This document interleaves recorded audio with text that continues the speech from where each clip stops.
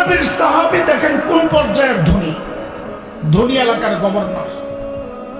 Hymns থেকে এক দল আসছে হযরত ওমরের কাছে, তাদের কিছু আক্ষেপ, অভিযোগ, অনুযোগ, অর্থনৈতিক মন্দা এগুলো বলার জন্য।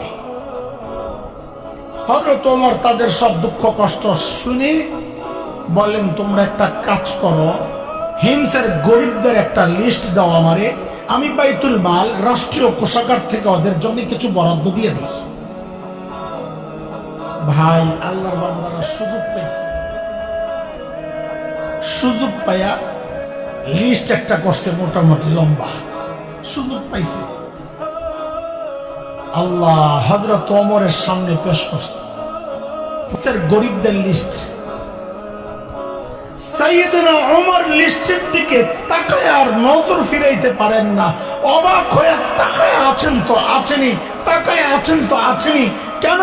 হযরত ওমর দেখেন যে ওই লিস্টের শুরুর দিকেই হিমসের গভর্নর সাঈদ ইবনে আমের আল জুমাহির নাম।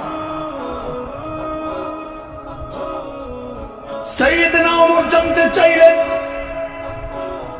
আমি এরকম ফকির, এরকম কি ব্যাপার, তোমাদের গভর্নর বুঝি গরিব মানুষ? হিমসের লোকেরা জবাব দিলেন, বালা আমিরুনা আফকারুনা, আমাদের গভর্নর শুধু গরিব না, হিমসের মধ্যে সবচেয়ে গরিব। কল্পনা করা যায়? এই যুগের সাথে মিলাইয়া বলেন, কল্পনা করা যায়?